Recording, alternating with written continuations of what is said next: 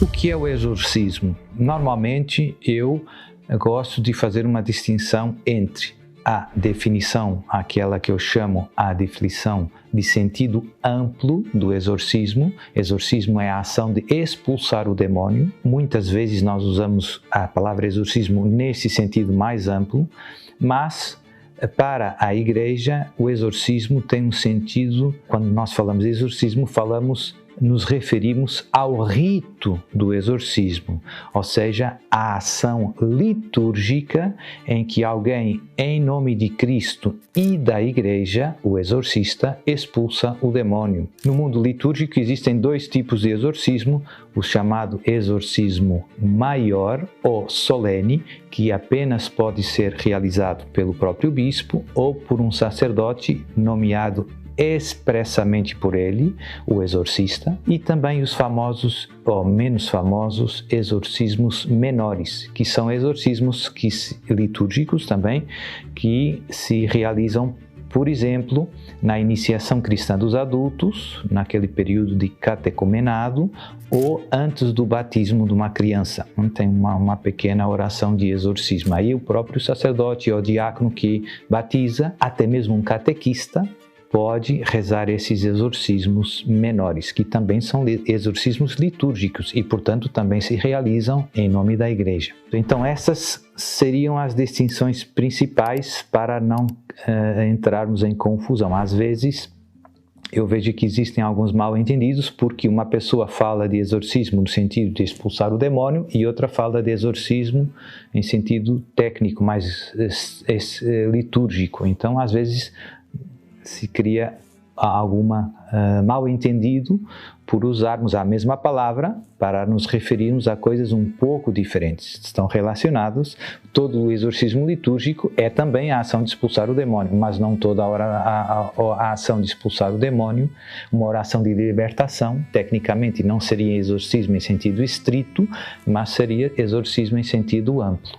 É importante não confundir os sacramentais e os sacramentos com ações mágicas.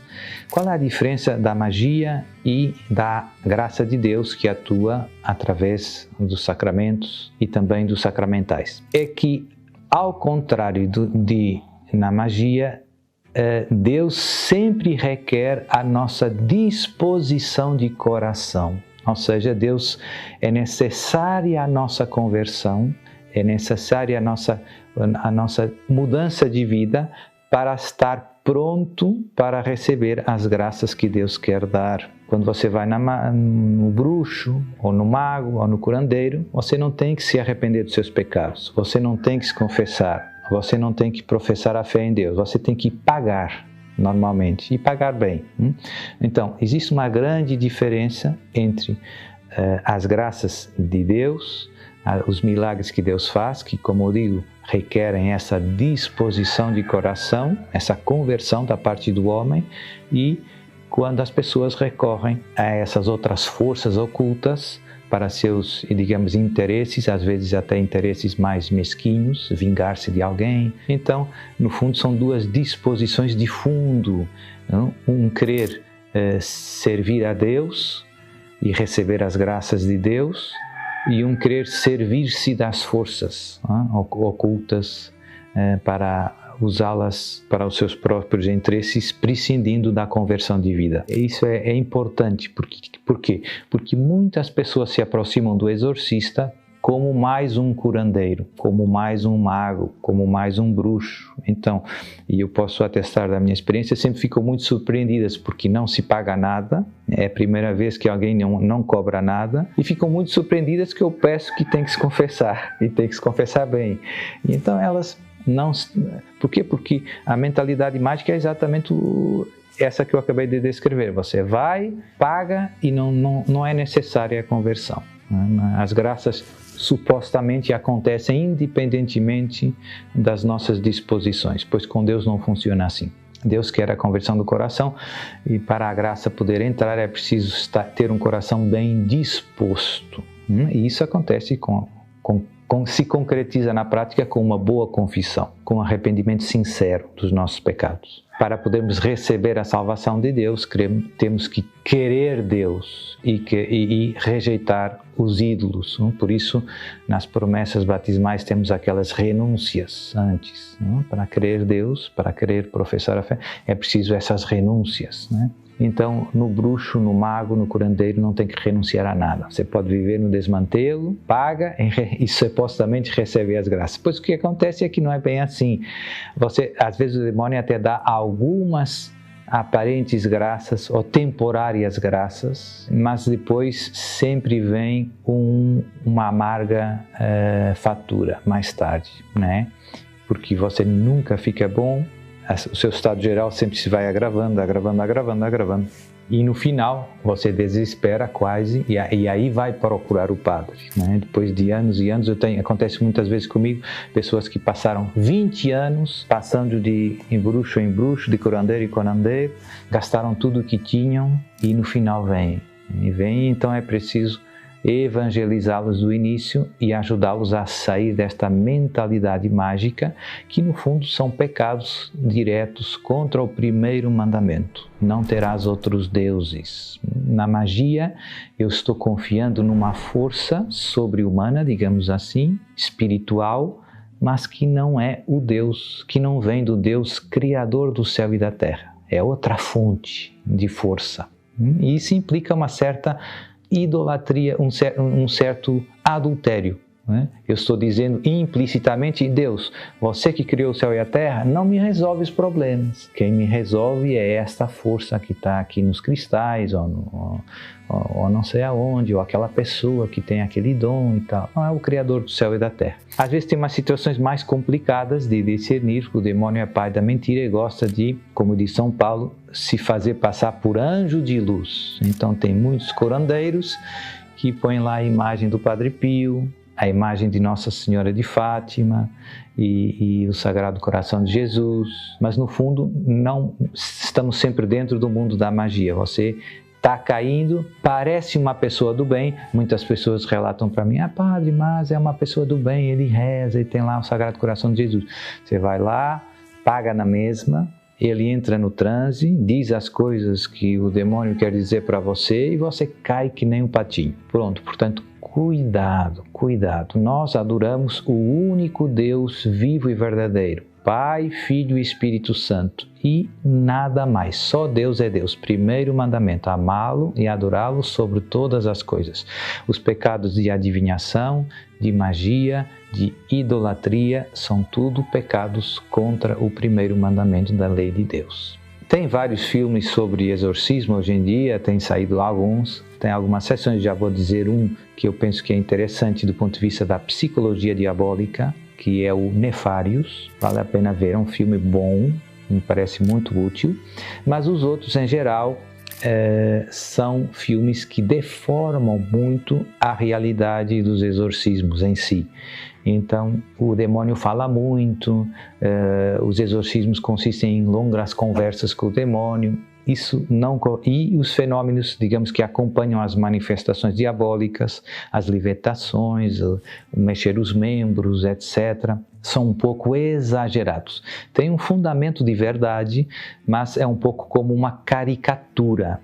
Você reconhece, quando você vê uma caricatura, você reconhece a pessoa. Aquilo tem uma correspondência com a realidade, mas tem muita deformação. O nariz não é bem assim, as orelhas também não são assim. Exageram muito esses fenômenos que estão presentes, mas não naquela grau e não também naquela tempo, né? A maior parte do exorcismo se está rezando, o padre está rezando as orações do ritual e o demônio está sofrendo e muitas vezes está calado, né? Então não é tão como os filmes exageram. Também outra coisa muito clara nos exorcismos verdadeiros é que é Jesus, o demônio sofre durante os exorcismos, digamos, e é Jesus, através do ministro da igreja, que manda, dito de um modo simples, né?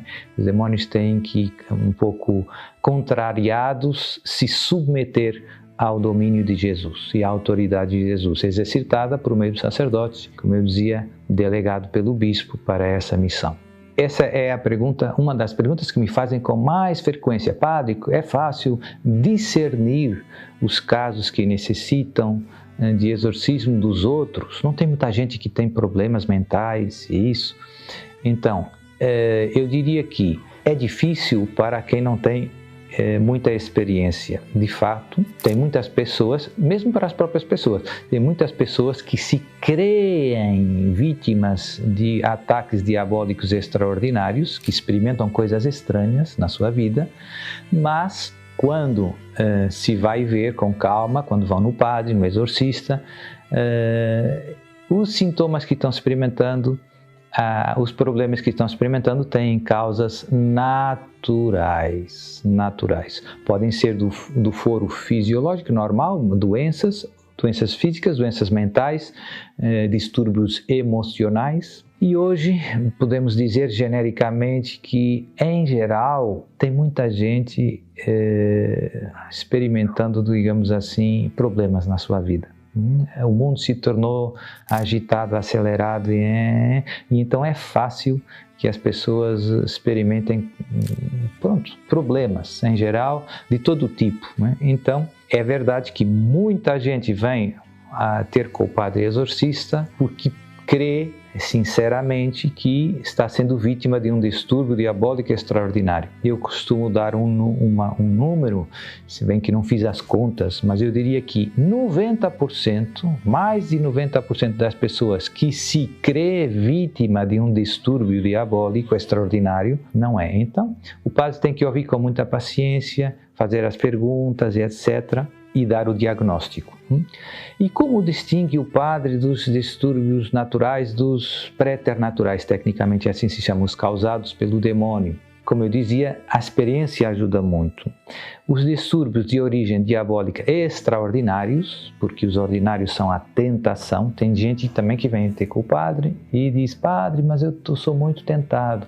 Então, esse problema é de origem diabólica, o demônio tenta o homem ao pecado, mas esse problema não se resolve com o remédio dos exorcismos. É um problema real, é um problema espiritual e é um problema que vem do demônio, mas o remédio para a tentação não é o exorcismo. Então tem muita gente também que cai nisso, né? Que vem: padre, eu sou tentado. Então, tentado, todos somos tentados, eu sou tentado. E todos os dias Jesus nos ensina a como vencer as ciladas do demônio. No Pai Nosso, nós pedimos não para não ser tentados, mas para não cair em tentação.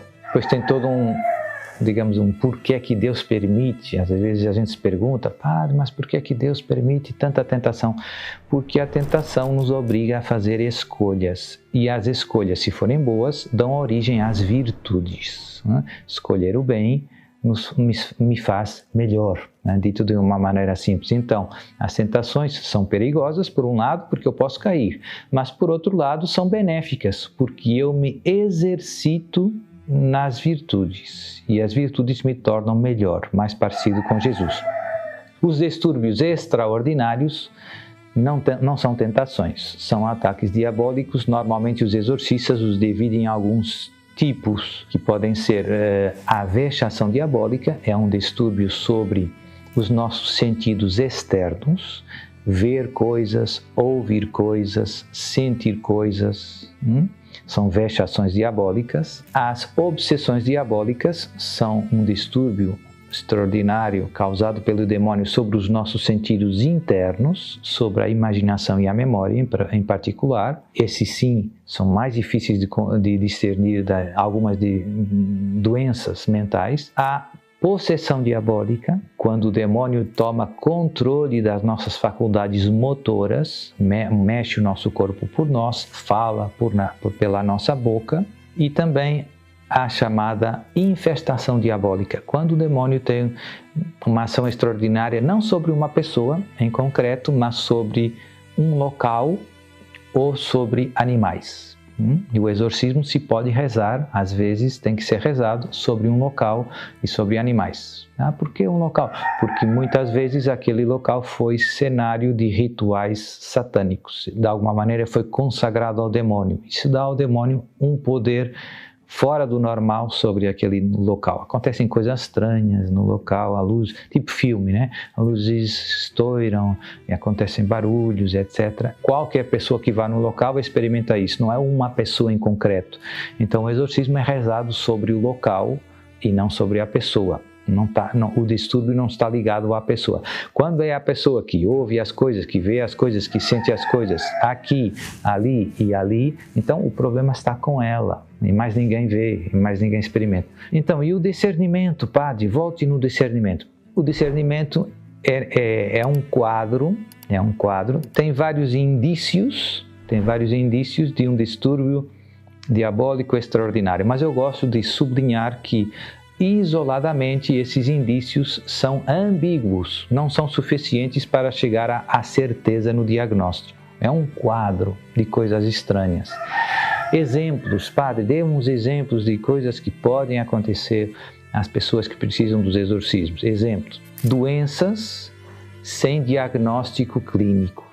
A pessoa que experimenta dores no estômago, dores na cabeça, dores no coração, dores na nuca, e que vai no hospital, faz exames e não tem nenhum diagnóstico clínico. Desmaios também sem explicação. A pessoa que está muito bem, tem um desmaio, desliga, chama o médico, vai no hospital, faz exames, está tudo bem. Depois outro desmaio. Às vezes desmaios acompanhados de incorporação, ou seja, durante a pessoa está desmaiada, entra numa espécie de um transe e falam nela outras pessoas.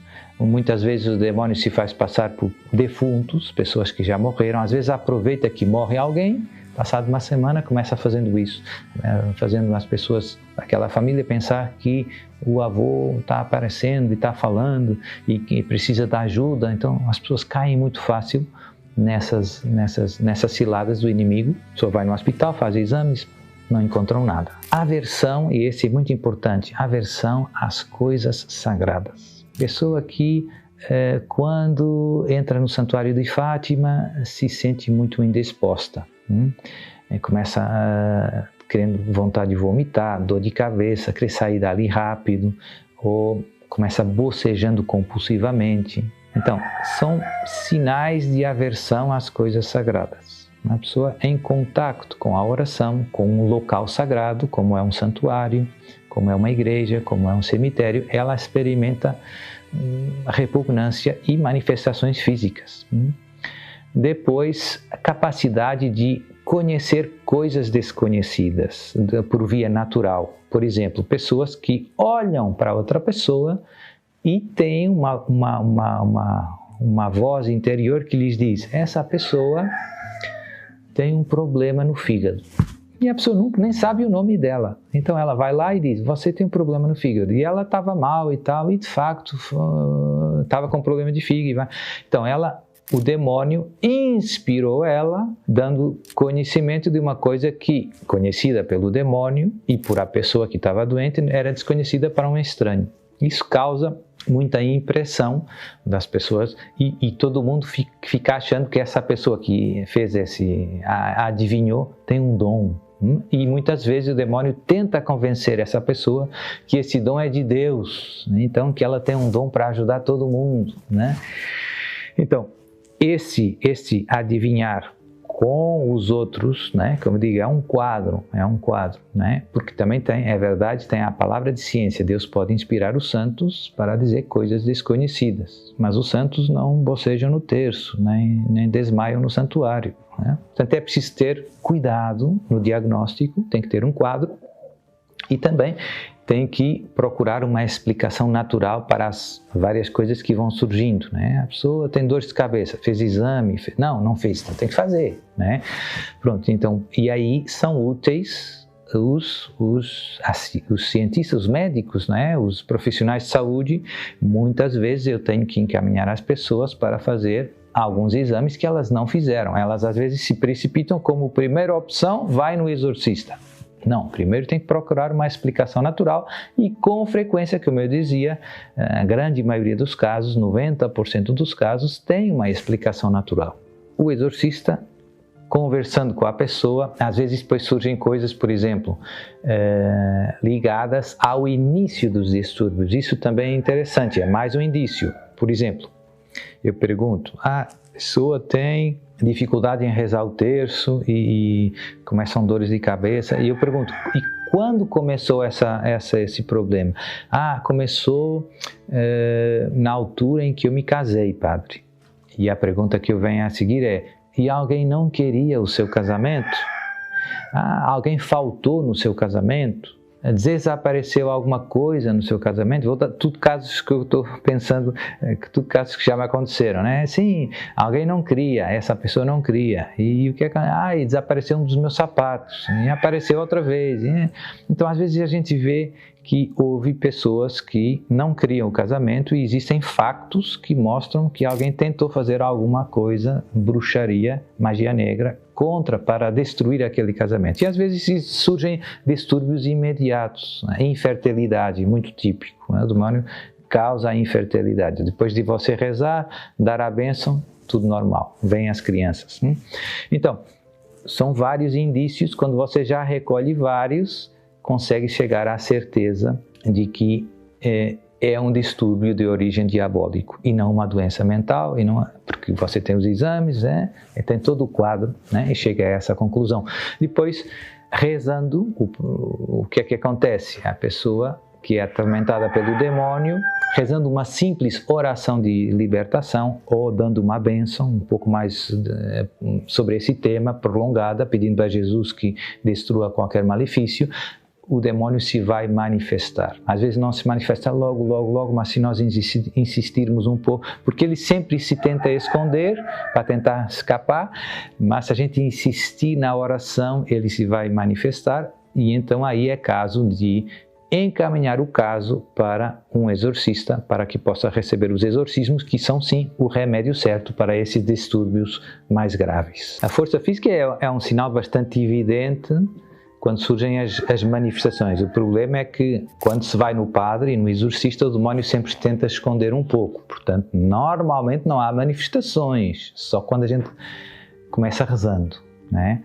Pronto. E aí é preciso de facto segurar as pessoas. Nos casos mais graves, a coisa é pesada. É impressionante como pessoas muito pequenas, digamos assim, uma senhora com 60 quilos, tem 4 homens fortes segurando, e a gente às vezes tem que parar porque não tem jeito mais, né? De facto, se manifesta uma força sobre-humana, né? É muito, é um dos sintomas que acontece com alguma frequência. Outro é compreender, tal como eu falava da adivinhação, a pessoa, o demónio, no fundo, a pessoa quando incorpora, quando entra no transe, compreende as outras línguas. E, portanto, eu vou dar um exemplo. Uma vez eu estava rezando o exorcismo em latim e eu me enganei e o demónio notou, né? Portanto, isto para dizer, ele conhece bem a gramática, pronto. E se algumas perguntas, às vezes, eu faço em latim, por causa das pessoas que estão olhando à volta, etc., por vários motivos. Mas é raro eu fazer isso, mas o demónio percebe bem. Ou outras línguas, italiano, ou línguas que eu falo com mais facilidade, não é? Algumas que são parecidas com o português, acabo não usando tanto, não é? Mas isso é muito evidente, não é? O demónio compreende todas as línguas sem dificuldade. São mais uns sinais que são bastante indícios fortes de que existe um distúrbio diabólico extraordinário. O demónio imita com facilidade a vozes de pessoas que a gente conheceu ou que ainda estão vivas, né? Por exemplo, às vezes eu estou rezando por uma pessoa e manifesta-se, o demónio imita, por exemplo, a vizinha dela. A vizinha dela tem uma zanga com ela e provavelmente nós suspeitamos que ela tenha feito alguma coisa. Porquê? Porque apareceu vela preta na porta do portão, né? Nós não temos a certeza que foi a vizinha, mas há indícios. Então o ritual é fácil de encontrar até na internet, né? Em português. E portanto o mais simples é as pessoas verem. Mas basicamente é uma celebração litúrgica, como eu dizia, em que no início temos uma celebração, uma liturgia da palavra, temos uma invocação, uma ladainha dos santos, temos a aspersão com água benta, a renovação das promessas do batismo, o Evangelho, não é? Como eu dizia. E depois, na parte final do rito, temos as orações especificamente de exorcismo. Normalmente se distinguem entre oração de exorcismo deprecativa, ou seja, em que eu estou pedindo a Deus que afaste o demónio, que expulse o demónio, e a oração de exorcismo imperativa, em que eu, em nome de Cristo e da Igreja, me dirijo ao demónio e ordeno que ele saia.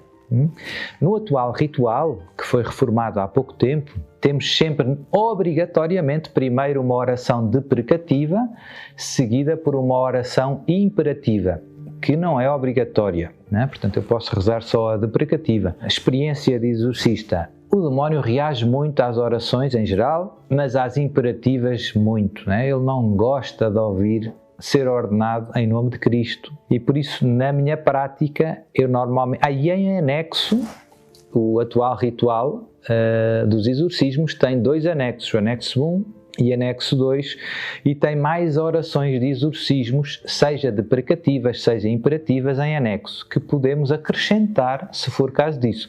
O ritual dá uma certa liberdade ao exorcista em muitas coisas, que no fundo é razoável, porque é preciso ter em conta as circunstâncias concretas, não é? A pessoa que temos à frente, é um caso muito grave, pouco grave, é preciso insistir, etc, etc, etc. Então, eu também uso com frequência, sempre praticamente, outras orações deprecativas e imperativas que estão no ritual em anexo. Depois, há várias práticas dos exorcistas. Tem exorcistas que gostam de rezar muito tempo com o mesmo caso. É bom, é bom, porque o demónio se cansa e vai enfraquecendo. Portanto, um exorcismo mais longo causa mais dano ao demónio, digamos assim. Castiga mais, cansa mais o demónio. Eu normalmente rezo exorcismos mais curtos. O que é mais curto? Mais curto são meia hora cada caso. Porquê? Porque tenho muitos pedidos e acompanho muitos casos. Por acaso agora acompanho um pouco menos, mas eu cheguei a acompanhar mais de 90 casos ao mesmo tempo. Eram cerca de 20 exorcismos por semana. Tal como acontecia com o Padre Gabriel à morte, eu tinha os dias para os exorcismos mais pesados, com a equipa, com os leigos que assistem, e rezava meia hora com cada caso. Atendia 6 casos, terça e sexta. E então era meia hora, era uma espécie, eu costumo brincar, é um pouco como um café italiano. Lá no Brasil, o café é quase um chá. É muita água e muito fraquinho. Todo mundo bebe vários litros ao dia. Mas aqui na Europa não é bem assim. Em Itália, você pede um café, sai uma coisinha assim, mas é forte. E então, eu uso esta analogia para dizer, normalmente eu abrevio muito as partes iniciais do exorcismo, vou direto à parte mais essencial, digamos assim, porque tenho pouco tempo e tenho outros exorcismos a seguir. Não é que seja o ideal, como eu dizia. Se eu tivesse mais tempo e que pudesse rezar o rito sem abreviação, com calma, é bom, é. Se bem que também há alguns inconvenientes que é preciso ter em conta. Às vezes, a pessoa que eu estou a rezar é uma pessoa mais idosa, com pouca saúde.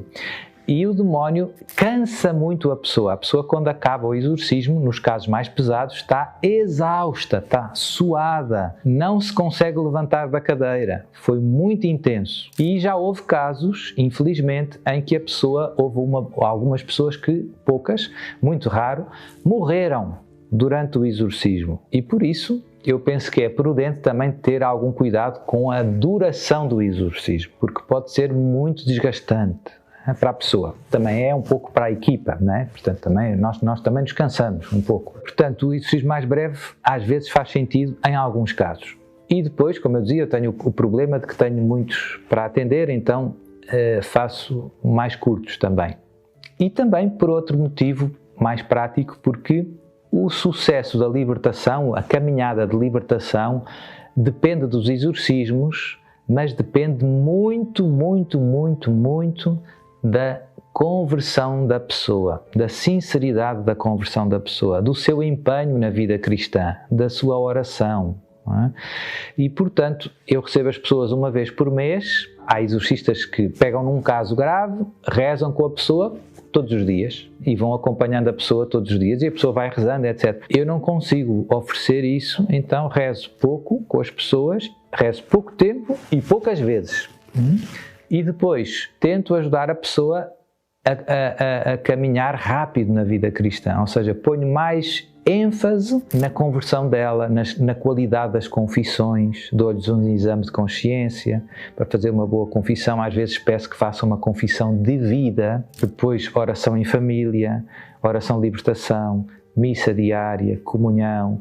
Portanto, eu ponho ênfase noutros meios que ajudam a pessoa a fortalecer a sua união com Deus, e isso tem um impacto muito grande no processo de libertação. Vão ser precisos menos exorcismos. Não é tão grave a pessoa não ter exorcismos todos os dias ou todas as semanas, porque ela está se unindo a Deus com intensidade. Né? E isso é decisivo para a libertação. E assim não põe tanto peso no exorcista, não é que o exorcista, porque as pessoas têm um pouco esta mentalidade: o padre reza e eu vou ficar bem. É verdade, mas é verdade que ela tem que colaborar ativamente, ela tem que querer Deus, ela tem que se arrepender dos pecados, tem que rezar, tem que lutar, e ela vai ver a diferença. Né? E, portanto, é muito bonito porque tem pessoas que começam a ir à missa todos os dias, nem iam ao domingo, e então começam a ir à missa todos os dias porque eu peço, eu obrigo um pouco no início. Com o passar dos tempos, a relação delas com Jesus vai se fortalecendo e é muito bonito porque elas depois já não conseguem viver sem a missa, nem sem a confissão, nem sem o terço. Não é? É muito bonito ver porque a relação com Jesus é algo que se constrói e depois da gente experimentar Jesus, e elas veem os efeitos da relação delas com Deus na vida prática de todos os dias. Ou seja, veem que às vezes vê-se que depois de uma confissão de vida, o demónio já não ataca tanto. Então elas veem a força dos sacramentos. E isso dá muita motivação às pessoas para continuar naquela estrada. Não é? E pronto, e por outro lado, indiretamente, dá menos trabalho ao exorcista. Os filmes, já falámos um pouco, não é? Os filmes e as seriados e tal, em que hoje o demónio também está bastante mais presente, não é? É triste por muitos. Primeiro, há a tendência de dar ao demónio um poder que ele realmente não tem. Portanto, esta ideia é importante sublinhar. O demónio gosta de fazer medo nas pessoas e gosta de assustar, mas é mais garganta, como se diz, não é? É conversa, não é? Ele não tem tanto, não é? Quem manda mesmo é Jesus. Quem manda mesmo é Deus Pai, Filho e Espírito Santo. E, portanto, se alguém está em Jesus, está do lado do bem, é ao contrário, o demónio é que treme. Nem é preciso ser padre. Não é preciso ser padre, é preciso ter fé e estar na graça de Deus. Pronto, portanto, quem está do lado de Jesus está do lado da vitória. Não é? É importante sublinhar isto. E, portanto, estes filmes que às vezes se exageram o poder do demónio e tal, dão uma caricatura no mau sentido de passa a ideia que o demónio tem mais poder do que o que de facto tem. Não é? Isto não tira que ele consegue fazer coisas extraordinárias, mas normalmente por trás dela está sempre alguém que abriu a porta, que consagrou ao demónio, que fez a bruxaria, no fundo que pediu ao demónio para entrar de alguma maneira em alguma situação, etc. Então aí é que é preciso ter cuidado, é preciso catequizar os nossos irmãos. Hoje temos um mundo em que há um interesse pelo oculto em geral, basta ver a quantidade de livros e de seriados, etc., que se produzem com estes temas, e tem muita gente à procura destes poderes de adivinhação, de conseguir coisa, Isso abre a porta aos distúrbios extraordinários. Isso é perigoso. Isso, além, já dizia no início, né? É um pecado contra o primeiro mandamento da lei de Deus. O demónio tem ganho espaço na cultura, neste sentido, em que música, vídeos, muita coisa hoje em dia está disponível e em que de alguma maneira se faz uma catequese, a catequese do mundo, não é? Em que o demónio é nosso amigo, o demónio é simpático, não é? Isso é muito perigoso e isso é muito mentira, isso é falso. O demónio não é nosso amigo, não quer o nosso bem. Ele vai cobrar e vai cobrar caro. Tem, por exemplo, esses seriados, um que surgiu há uns anos nos Estados Unidos, que se chama Lucifer, né? Um seriado na Fox. E Lúcifer é o personagem principal, é amigo dos homens. É a velha tentação do Éden, não é?